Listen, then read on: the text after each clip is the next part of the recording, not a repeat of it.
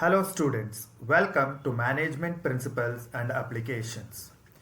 This is Professor Raghavendra A.N., consultant from Brain Labs Education, Bangalore. This is video number 2 of third module in the subject Management Principles and Applications. In this video, we are going to cover the topics span of management and different types of authority such as line authority, staff authority and functional authority. Let us start the session with span of management.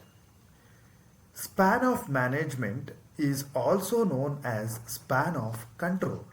Then what do we mean by this span of control? Span of control refers to the number of organizational members who report to a manager. In other words, the number of subordinates that can be managed effectively by a manager determines its span of control. The span of management has two implications. The first one is it influences the complexities of the individual manager's job. And the second one is it determines the shape or configuration of the organization. So, the span of management is related to the horizontal levels of the organization. There is wide and a narrow span of management. Wide span of control or wide span of management means one manager supervises many members. With the wider span, there is less hierarchical levels and thus the organizational structure would be flatter. Whereas the narrow span of control means one manager supervises a small number of members. With the narrow span, the hierarchical levels increase, hence the organizational structure would be taller in case of narrow span of control. Now, let us try to understand the term span of control with an example.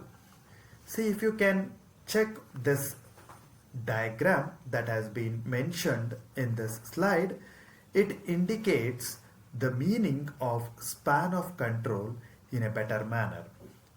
Towards the left hand side, you can see the span of control is mentioned as 4. That means a manager, if he can supervise 4 employees, then one manager is required to take care of 4 subordinates and 4 managers can take care of 16 subordinates.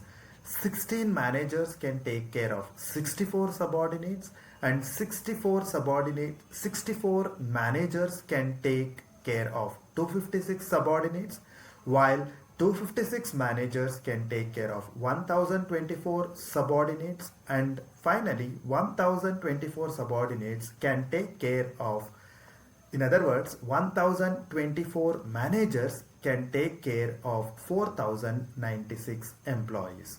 So, if the total employees is equal to 4096 and the span of control is 4, then the managers that are required at the levels from 1 to 6 will be 1365.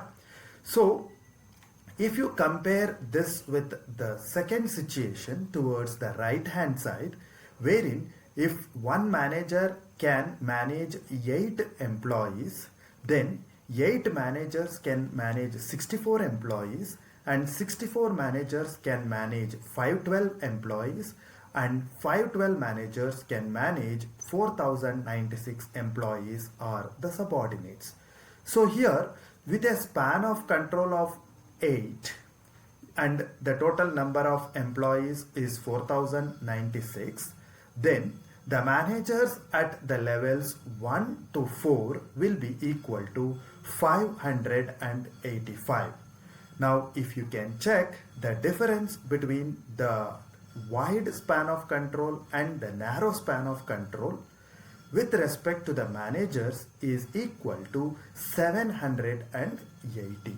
So if there is a narrow span of control, then the number of managers required at the levels will be more. In other words, there will be more levels, rather there is a tall structure.